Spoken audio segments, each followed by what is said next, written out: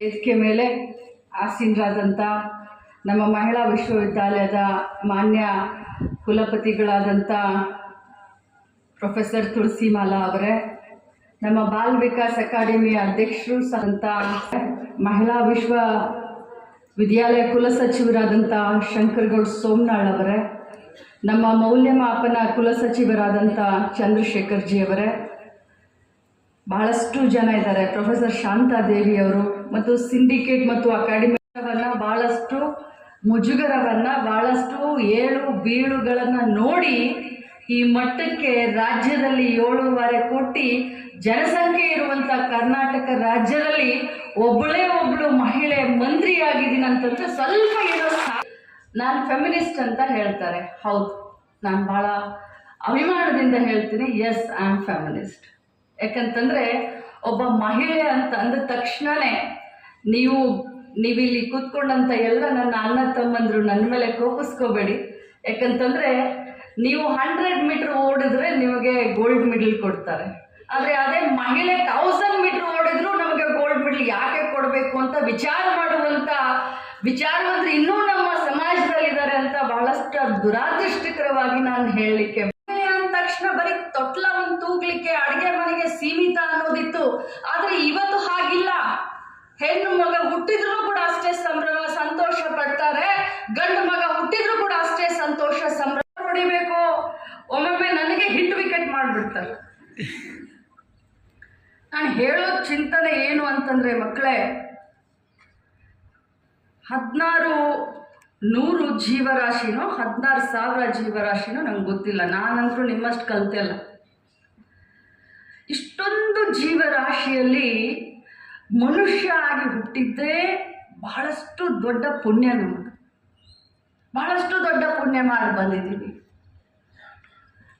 ನಾಯಿಯಾಗಿ ಹುಟ್ಟಿಲ್ಲ, ನರಿಯಾಗಿ ಹುಟ್ಟಿಲ್ಲ, ಕೋಳಿಯಾಗಿ ಹುಟ್ಟಿಲ್ಲ, ನೊಣ ಆಗಿ ಹುಟ್ಟಿಲ್ಲ, ಕತ್ತಿಯಾಗಿ ಆಗಿಲ್ಲ. ನಾವು ಮನುಷ್ಯರು. ನಮಗೆ ತಪ್ಪು ಯಾವುದು ಸರಿ ಯಾವುದು ವಿಚಾರ ಮಾಡುವಂಥ ಶಕ್ತಿಯನ್ನು ಆ ಭಗವಂತ ಕೊಟ್ಟಿದ್ದಾನೆ. ಸುಂದರವಾದಂಥ ಸಮಾಜ, ಸುಂದರವಾದಂಥ ದೇಶ, ಸುಂದರವಾದಂಥ ಸಂಸ್ಕೃತಿ ನಮ್ಮ ದೇಶದಲ್ಲಿದೆ. ಇಂಥ ಒಂದು ಪವಿತ್ರವಾದಂಥ ಸ್ಥಳದಲ್ಲಿ, ಈ ದೇಶದಲ್ಲಿ, ಬಸವಣ್ಣನ ನಾಡಿನಲ್ಲಿ, ಅಕ್ಕ ಮಹಾದೇವಿಯ ನಾಡಿನಲ್ಲಿ ನಾವು ಹುಟ್ಟಿದ್ದೀವಿ. ಎಲ್ಲ ಮಾರ್ಗದರ್ಶಕರು ಇದ್ದಾಗ ನಮ್ಮ ಜೀವನವನ್ನು ನಾವು ಯಾವ ಮಟ್ಟಕ್ಕೆ ತೆಗೆದುಕೊಂಡು ಹೋಗಬೇಕು. ಕಷ್ಟ ಯಾರಿಗಿರೋದಿಲ್ಲ ಬಂದು, ಕಷ್ಟ ಯಾರಿಗಿರೋದಿಲ್ಲ. ಪ್ರಧಾನಮಂತ್ರಿಗಳಿಗೂ ಕಷ್ಟ ಇರುತ್ತೆ, ಕೂಲಿಕಾರರಿಗೂ ಕಷ್ಟ ಇರುತ್ತೆ, ಲಕ್ಷ್ಮೀ ಹೆಬ್ಬಾಳ್ಕರ್ಗೂ ಕಷ್ಟ ಇರುತ್ತೆ, ತುಳಸಿ ನಮ್ಮ ಕುಲಪತಿಗಳಾದಂಥ ತುಳಸಿಯವ್ರಿಗೂ ಕಷ್ಟ ಇರುತ್ತೆ, ತಮಗೂ ಕಷ್ಟ ಇರುತ್ತೆ. ಆದರೆ ಜೀವನದಲ್ಲಿ ಗುರಿ ಇಲ್ಲದೆ ನಾವು ಏನು ಮಾಡಲಿಕ್ಕೆ ಆಗೋದಿಲ್ಲ. ಅರ್ಜುನನಿಗೆ ಯಾವ ರೀತಿ ಪಾರಿವಾಳದ ಕಣ್ಣಷ್ಟೇ ಕಾಣಿಸ್ತಾ ಇತ್ತು ಜೀವನದಲ್ಲಿ, ಅದನ್ನೊಂದೇ ಕಾಣಿಸ್ತಾ ಇತ್ತು, ಅದನ್ನೊಂದೇ ಗುರಿ ಇಟ್ಟು ಹೊಡಿಬೇಕು ಅಂತ ಹೇಳಿ, ಹಾಗೆ ನಿಮಗೆ ಜೀವನದಲ್ಲಿ ಗುರಿ ಇಲ್ಲ ಅಂತಂದರೆ ನೀವು ಮಾಡಿದ್ದೆಲ್ಲ ಬೋರ್ಗಲ್ ಮೇಲೆ ನೀರು ಹೊಯ್ದೆ, ನಿಮಗೆ ಏನೂ ಸಾಧಿಸಲಿಕ್ಕೆ ಆಗೋದಿಲ್ಲ. ಗುರಿ ಇರಲೇಬೇಕು. ಪ್ರಾಮಾಣಿಕವಾದಂಥ ಪ್ರಯತ್ನ, ಗುರಿ ಇದ್ದರೆ ನಿಮ್ಮ ತಂದೆ ತಾಯಿ ಈಡೇರಿಸ್ತೀರ? ತಮ್ಮ ತಂದೆ ತಾಯಿ ಸ್ವಲ್ಪ ವಿಚಾರ ಮಾಡಿ ಮಕ್ಕಳ.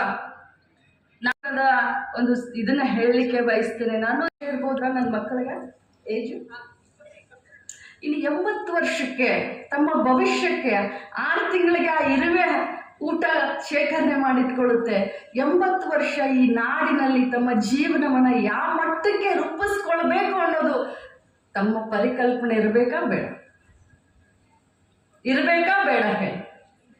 ನನಗೇನು ಅಪ್ಪ ಸರ್ಕಾರಿ ನೌಕರಿಯಲ್ಲಿದ್ದಾರೆ, ಅವ್ವ ಟೀಚರು ಪ್ರೊಫೆಸರು ಇದ್ದಾರೆ, ಬಹಳ ಒಳ್ಳೆ ಒಬ್ಬ ಇಂಜಿನಿಯರ್ನ ಡಾಕ್ಟರ್ನ ನೋಡಿ ಮದುವೆ ಮಾಡಿಕೊಡ್ತಾರೆ. ಆರಾಮಾಗಿ ಜಮ್ ಅಂತ ಬೆಂಗಳೂರಿಗೋ ಪುಣಾಗೋ ಮುಂಬೈಗೋ ಹೋಗ್ತೀನಿ. ಇನ್ನೂ ಸ್ವಲ್ಪ ಒಳ್ಳೆಯದಿತ್ತಂದ್ರೆ ನಾನು US ಹೋಗ್ತೀನಿ. ಇದು ಅಲ್ಲ ಮಕ್ಕಳ.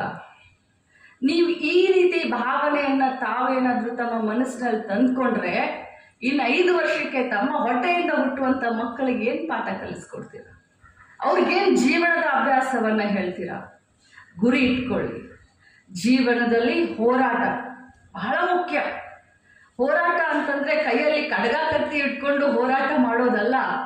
ಜೀವನದ ಪ್ರತಿಯೊಂದು ಘಟ್ಟದಲ್ಲಿ ನೀವು ಅಂದ್ಕೊಂಡಿರೋದನ್ನ ಸಾಧಿಸ್ಲಿಕ್ಕೆ ಹೋರಾಟ ಮಾಡಿ. ಅವಾಗ ನಿಜವಾದ ಅರ್ಥದಲ್ಲಿ ಒಂದು ಜೀವನ ಸಾರ್ಥಕತೆಯನ್ನ ಮುಟ್ಟುತ್ತೆ. ಕೆಲವು ಮಹಿಳಾ ಸಾಧಕಿಯರ ಬಗ್ಗೆ ನಾನು ತಮಗೆ ಹೇಳಬೇಕು ಅಂತ ಹೇಳಿ ಬಹಳಷ್ಟು ಅಂದ್ಕೊಂಡು ಇಲ್ಲಿ ಬಂದಿದ್ದೀನಿ. ಅರುಣಿಮಾ ಸಿನ್ಹಾ ಅಂತ ಗೊತ್ತಾ? ಇವಳ ಬಗ್ಗೆ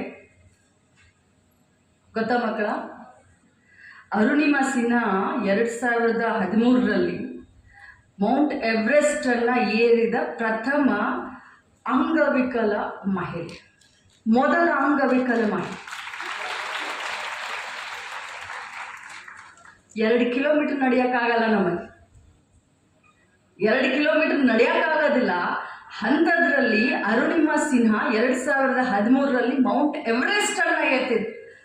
ಏನಾಗಿತ್ತಪ್ಪ ಅಂದರೆ 2011ರಲ್ಲಿ ಕೆಲವು ಜನ ದರೋಡೆಕೋರರು ಅವರ ರೈಲ್ನಲ್ಲಿ ಹೋಗ್ಬೇಕಾದ್ರೆ, ಆ ಯಮ್ಮ ರೈಲ್ನಲ್ಲಿ ಹೋಗ್ಬೇಕಾದ್ರೆ ರೈಲ್ನಿಂದ ಅವಳನ್ನು ದುಗಿಸ್ತಾರೆ, ತಳ್ತಾರೆ.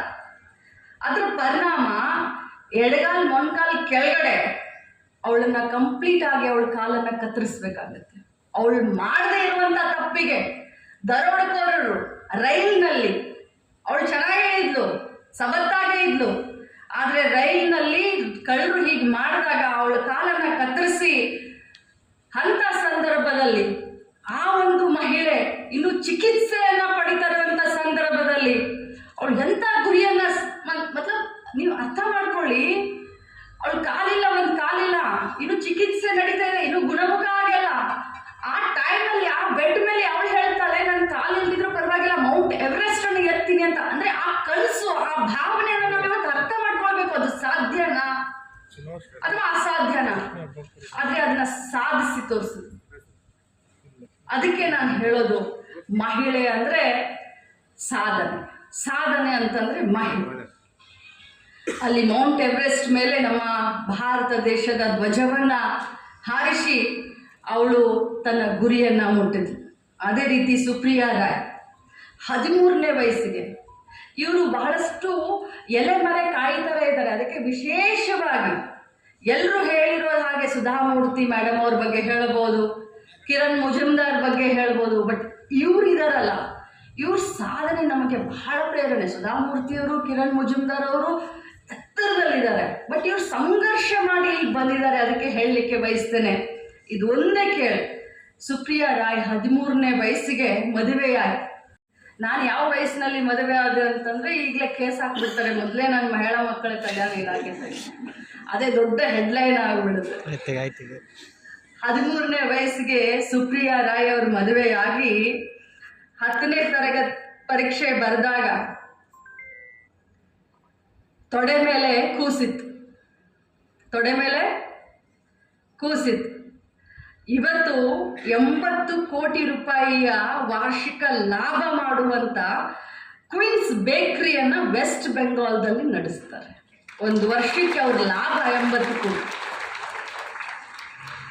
ಅವ್ರು 10th ಎಕ್ಸಾಮ್ ಬರೆದಾಗ ತೊಡೆ ಮೇಲೆ ಕೂಸಿತ್ತು. ನಾನು ಕೆಲವು ನನ್ನ ಮಕ್ಕಳನ್ನ ನೋಡ್ತಾ ಇದ್ದೀನಿ, ಕೆಲವು ಜನ ಆಕಳಿಸ್ತಾ ಇದ್ದಾರೆ, ಕೆಲವು ಜನ ವಾಚನ್ನು ನೋಡ್ತಾ ಇದ್ದಾರೆ. ಬಂಧುಗಳೇ, ಮಕ್ಕಳ ಜೀವನದಲ್ಲಿ ನಾನು ಈ ಘಟ್ಟ ದಾಟಿ ಬಂದಿದ್ದೀನಿ. ನನಗೂ ಕಾಲೇಜ್ನಲ್ಲಿ, ಸ್ಕೂಲ್ನಲ್ಲಿ ಅತಿಥಿಗಳು ಬಂದು ಇಂಥ ಲೆಕ್ಚರ್ ಹೇಳುವಂಥ ಸಂದರ್ಭದಲ್ಲಿ ಯಾವಾಗಾದರೂ ಮುಗಿಯುತ್ತಪ್ಪ, ಯಾವಾಗಾದರೂ ನಾವು ಫ್ರೆಂಡ್ಸ್ ಜೊತೆ ಹರಟೆ ಹೊಡೆಯೋಣ, ಯಾವಾಗಾದರೂ ಸಾಂಸ್ಕೃತಿಕ ಕಾರ್ಯಕ್ರಮವನ್ನು ನೋಡೋಣ, ನಾನು ಈ ಘಟ್ಟ ದಾಟಿ ಬಂದಿದ್ದೀನಿ. ಆದರೆ ನಾನೀಗ ನಿಮ್ಗೇನು ಹೇಳ್ತಾ ಇದ್ದೀನಲ್ಲ, ಈ ಹೇಳೋದನ್ನು, ನೀವು ಕೇಳೋದನ್ನು ಇನ್ನೊಮ್ಮೆ ಕೇಳಲಿಕ್ಕೆ ಆಗೋದಿಲ್ಲ. ಯಾಕಿಷ್ಟು ಒತ್ತಾಯ ಮಾಡಿ ಹೇಳ್ತಾ ಇದ್ದೀನಿ ಅಂತಂದರೆ, ಇಲ್ಲಿ ಕುಳಿತಂಥದ್ರಲ್ಲಿ ಕಡಿಮೆ ಅಂದರೆ ಒಂದು 10 ಜನ ಲಕ್ಷ್ಮೀ ಹೆಬ್ಬಾಳ್ಕರ್ ಆಗಬೇಕನ್ನೋದು ನನ್ನ ಆಸೆ. ಮಹಿಳೆ ಇಲ್ಲದೆ ಮನೆಯನ್ನು ಊಹಿಸ್ಕೊಳ್ಳೋಕ್ಕೆ ಸಾಧ್ಯ ಇಲ್ಲ, ಮಹಿಳೆ ಇಲ್ಲದೆ ರಾಜಕಾರಣವನ್ನು ಊಹಿಸ್ಕೊಳ್ಳೋಕ್ಕೂ ಸಾಧ್ಯ ಇಲ್ಲ. ಕಾಂಗ್ರೆಸ್ ಪಕ್ಷ ಮಹಿಳೆಯರ ರಿಸರ್ವೇಷನ್ ತೆಗೆದುಕೊಂಡು ಬಂದು ಪಂಚಾಯಿತಿಯಿಂದ ಇವತ್ತು ಜಿಲ್ಲಾ ಪಂಚಾಯಿತಿ ಕಾರ್ಪೊರೇಷನ್ವರೆಗೂ 50% ರಿಸರ್ವೇಷನ್ನ ಕೊಟ್ಟು ನಾವು ಮಹಿಳೆಯರಿಗೆ ರಾಜಕೀಯವಾಗಿ ಶಕ್ತಿಯನ್ನು ಕೊಟ್ವಿ. ಅದರ ಉದಾಹರಣೆ ನಮ್ಮ ಗ್ರಾಮ ಪಂಚಾಯಿತಿ ಅಧ್ಯಕ್ಷರು. ಅದ್ರ ನಾವು MLAಗೆ MP ಗೆ ರಿಸರ್ವೇಷನ್ ಕೊಡಬೇಕು ಅಂತ ಹೇಳಿ 8 ಇದೆ. 2 ಮಹಿಳಾ MLAನ ನೋಡ್ತೀರಾ ನೀವು 2028ಕ್ಕೆ ಬಿಜಾಪುರ ಜಿಲ್ಲೆ. ಬೆಳಗಾವಿಯಲ್ಲಿ 18 ಕ್ಷೇತ್ರ, 6 ಜನ ಮಹಿಳಾ MLAಗಳಾಗ್ತೀವಿ ನಾವು ಬೆಳಗಾವಿ ಜಿಲ್ಲೆಯಲ್ಲಿ. ಯಾಕೆ ಹೇಳ್ತಾ ಇದ್ದೀನಿ ಅಂತಂದರೆ, ಯಾವುದೇ ಕ್ಷೇತ್ರ ಇವತ್ತು ಮಹಿಳೆಯನ್ನು ಬಿಟ್ಟು ಊಹಿಸಲಿಕ್ಕೆ ಸಾಧ್ಯ ಇಲ್ಲ. ತಾವು ಕೂಡ ಪ್ರತಿಯೊಂದರಲ್ಲೂ ಕೂಡ ಇವತ್ತು ಜವಾಬ್ದಾರಿಯನ್ನು ತೆಗೆದುಕೊಳ್ಬೇಕಾಗತ್ತೆ.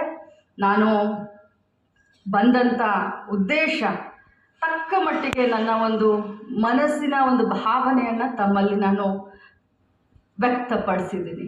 ಭಾಳ ಸೀರಿಯಸ್ ಆಗಿ ತಗೊಳ್ಳಿ. ಜೀವನ ಒಮ್ಮೆ, ಯಾವಾಗ ಭಗವಂತ ಕರೀತಾನೋ ಗೊತ್ತಿಲ್ಲ, ಆದರೆ ಇರೋವರೆಗೂ ನಾವು ಸಾಧನೆಯನ್ನು ಮಾಡಬೇಕು. ಇದೇ ನಾನು ಇವತ್ತು ನಿಮಗೆ ನನ್ನ ಮಕ್ಕಳು ಅಂತ ಹೇಳಿ ನಾನು ಹೇಳ್ತಾ ಇದ್ದೀನಿ. ನನ್ನ ಮಗನಿಗೆ ವಯಸ್ಸು ಎಷ್ಟು ಗೊತ್ತಾ? 30 ವರ್ಷ. ನೀವಾದರೂ ಅಟ್ಲೀಸ್ಟ್ 20 ವರ್ಷದವ್ರು ಇದ್ರಿ. ನನಗೆ ಸೊಸೆ ಇದ್ದಾಳೆ, ನನಗೆ 1.5 ವರ್ಷದ ಮೊಮ್ಮಗಳಿದ್ದಾಳೆ. ಅನಿಸ್ತೀನ? ಯಾಕೆ ಅನಿಸೋದಿಲ್ಲ? ಅಂದರೆ 24 ವರ್ಷದಿಂದ ಯೋಗ ಮಾಡ್ತೀನಿ, ತಪ್ಪಿದ್ರೆ ಏರೋಬಿಕ್ಸ್ ಮಾಡ್ತೀನಿ, ತಪ್ಪಿದ್ರೆ ವಾಕಿಂಗ್ ಮಾಡ್ತೀನಿ. 24 ವರ್ಷದ ಹಿಂದೆ ನಾನು ಏರೋಬಿಕ್ಸ್ ಕ್ಲಾಸ್ ಸೇರಿಕೊಂಡಾಗ ನಮ್ಮ ಪಕ್ಕದ ಮನೆಯವರೆಲ್ಲ ಭಾಳ ಜೋರು ಹೆಣ್ಮಗಳಿದ್ದಾಳೆ ಅಂತ ನಮ್ಮ ಅತ್ತಿಗೆ ಹೇಳಿದರು. ಭಾಳ ಜೋರಿದ್ದಾಳೆ, ಹಾಗೆಲ್ಲ ಕಲ್ಸಕ್ಕೆ ಹೋಗ್ಬೇಡ್ರಿ, ಏನೋ ಡ್ಯಾನ್ಸ್ ಮಾಡ್ತಾರಂತೆ, ಅಲ್ಲೆಲ್ಲ ಮಾಡ್ಸಕ್ಕೆ ಹೋಗ್ಬೇಡ್ರಿ ಅಂತ. ಆ ಸಂದರ್ಭದಲ್ಲಿ ಪಕ್ಕದ ಮನೆಯವ್ರ ಮಾತು ಕೇಳಿ ನಮ್ಮತ್ತೆ ಅವತ್ತು ನನಗೆ ಪ್ರೋತ್ಸಾಹಿಸಲಿಲ್ಲ ಅಂದಿದ್ರೆ ಇವತ್ತು ನೀವು ಬಾಯಿ ಮೇಲೆ ಬಟ್ಟಿಟ್ಕೊಳ್ತಾ ಇರಲಿಲ್ಲ. ಆದರೆ ನಮ್ಮ ಅತ್ತೆ ನನ್ನನ್ನು ಎಲ್ಲ ರೀತಿಯಿಂದ ಪ್ರೋತ್ಸಾಹಿಸಿದ್ರು. ಒಬ್ಬ ಮಹಿಳೆ ಇನ್ನೊಬ್ಬ ಮಹಿಳೆಯ ಆಸೆಗೆ ನೀರೆರೆದು ಬೆಳೆಸಿದ್ರು. ಅದಕ್ಕೆ ಮಕ್ಕಳ ತಮ್ಮ ತಂದೆ ತಾಯಿಯ ಒಂದು ಕನಸನ್ನು, ತಮ್ಮ ಬಂಧು ಬಾಂಧವರ ಕನಸನ್ನು ತಾವು ನನಸು ಮಾಡಿ ಆ ಭಗವಂತನಲ್ಲಿ ನಾನು ಪ್ರಾರ್ಥನೆ ಮಾಡ್ಕೊಳ್ತೀನಿ.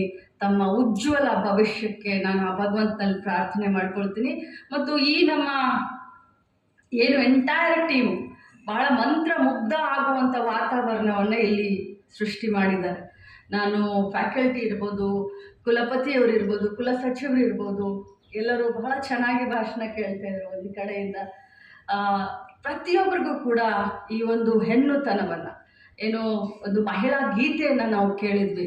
ಇದು ನಮ್ಮ ಮಂತ್ರ ಆಗಲಿ, ದಿನನಿತ್ಯದ ಒಂದು ಮಂತ್ರ ಆಗಲಿ. ಮಹಿಳೆಗೆ ವೈರಿ ಅಲ್ಲ. ಇವತ್ತು ಮಹಿಳೆ ಅತಿ ಪ್ರಿಯಳು ಅನ್ನುವಂಥ ಒಂದು ಭಾವನೆಯನ್ನು ನಾವೆಲ್ಲರೂ ಇಟ್ಕೊಳ್ಳೋಣ.